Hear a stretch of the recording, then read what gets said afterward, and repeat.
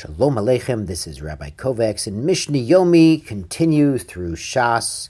Wow, it's already the 5th day of the new year of Tafshin Pei Hey. We are in chapter 4 of Bava Metzia, Mishnayot 11 and 12 today, finishing out this parak. Mishnah Yud Aleph, Ein me'arvin peirut beperut. We don't mix produce with other produce, afilu chadashim bechadashim. Even new stuff with new stuff. And of course, not new stuff into old stuff. The idea being here, there's a farmer. Halavai, we should all have farms in Eretz Yisrael and orchards, and this farmer is selling his produce to someone. He says, yeah, I'll give you the produce from that field. So if it's that field, he shouldn't mix in produce from other fields, even if it was planted and harvested about the same time. Now, certainly you shouldn't mix old with new, because the old stuff is better. The grains are drier, and it's easier to make them into flour and bake them into bread. So that would be misleading to mix some of the new stuff in with the old stuff. He thinks he's getting old stuff, and he's getting something that's not exactly as good. Be'emet, but in truth, biyayin, by wine, it's a little different. Biyayin hitiru la'ariv kashe berach. By wine, they allowed mixing in some of the koshe, that means hard or strong, some of the more powerful, flavorful wine, berach, in the soft and the less flavorful wine, mipnei shehu mashbicha, because that actually improves the rach wine. We want the wine to have some flavor, have some body to it. You know, the wine connoisseurs have all these words for what makes a wine great. Baruch Hashem and Eretz Yisrael, they have made the wines there great again after the Romans destroyed the sector when they destroyed the temple. Baruch Hashem, in modern times, and Israel has some very, very good wines. So thank God. One of the things they used to do was the weaker wines, they would put in the stronger wines. It was an acceptable business practice. Everyone was doing it, but they wouldn't do vice versa. If someone wants a strong wine, you wouldn't mix in a weaker wine. The Mishnah adds, Ein ma'arvin shimrei yain b'yain. We don't mix in the dregs back in the wine. As we mentioned, dregs are a normal part of the wine production process. There's always some grape-related schmutz in the bottom of the barrel. So we don't mix that back in if you're just selling him some of the barrel or a cup of wine. Avol noten lo et shemorav. But if he's selling him the barrel, you would include that residue, and you could have the residue from the shmutz, the shmarav from that wine. You could mix in with the wine as you're selling it, but certainly not sediment from a different barrel or a different batch. Mishnah adds Mishnah arav mayim b'yeno. If someone has mixed wine with water. Now, it was normal to add water to wine. Their wines were very strong back then, so it was actually normal to do miziga, to do a dilution, to add water into the wine. Sometimes even 3 parts or 4 parts of water were added to the wine. It was so powerful, and it was still considered wine after that. But if you've already put water into your wine, lo yimkareinu b'chanut, don't sell it in the store. Elam ken hodia, unless you tell the customer, yes, this is pre-diluted, it's already mazug. There's an interesting story. It's a true story of Rav Ovadia Yosef Zatzal, and he was once doing a wedding. He was Masada Kedushin. He went up under the chuppah, looked at the bottle of wine, and said, Shehakol niya bidvaro, on the glass of wine, because he had learned that that particular company was mixing more water with their wine than is halachically acceptable. So he did that in public, and the company changed the recipe to make sure that even though they were adding some water, it was still Brei Priya Geffen to all opinions. Anyway, the Mishnah goes on, V'lo l'tagar, do not sell diluted wine to a tagar, to a merchant, awful pisha idea, even though you told the merchant, because the merchant's going to resell this stuff to unsuspecting customers. She'eino elo l'ramot bo. He can play tricks with it. He can say, yeah, I got the wine from so-and-so, it's great wine, and so-and-so had already watered it down a bit, and the tagar is going to claim he didn't know and actually sell wine at full price when it should be at diluted prices. Makam shenahu lahato mayim b'yayin yatilu. But a place where they always put water into the wine, you could add the water to the wine because everybody knows they're buying it diluted. Now, B'ezrat Hashem, we'll finish up the parak with Mishnah Yud Beit HaTagar, Notel Mechamish Gronot. A merchant, a reseller, a wholesaler, he can buy from 5 different granaries, and put them into one silo, into one bin, or mechamish gitot, from 5 wine presses, pitam achat, and put them into one big vat.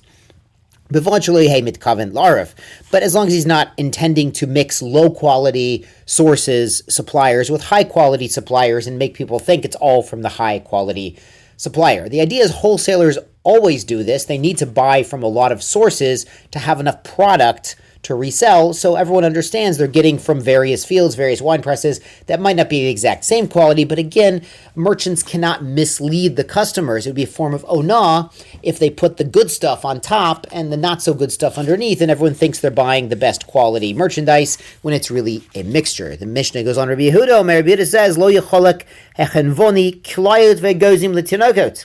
Storekeepers should not give out basically popcorn and nuts. This klayot is really like wheat kernels, grain kernels that have been sort of popped and parched in the oven, kind of like what we do with popcorn today. They used to actually throw this at weddings.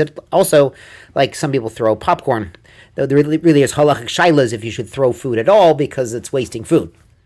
Which reminds me, I think the Gemara there where they mentioned throwing grains mentions that the kids would go and pick up the grains and eat them because, again, they were like popcorn. They were a treat for the kids. So we don't give out treats for kids. Also interesting that they weren't giving out candy and sugar and corn syrup. They were giving out, sweets, but it's not, it's not like the snacks we have today to spoil the children with. Thank God. Times have changed. Anyway, he says, don't give out treats for the kids, because then the kids keep coming back to that store. They drag their parents there. It's basically sort of a way to manipulate the parents to shop at the store because the kids always get a treat. Of course, stores do that today. They put the toys and the treats and the gum right next to the checkout, so the kids want to buy it. Anyway, that's this Mishnah. But the other sages allow it.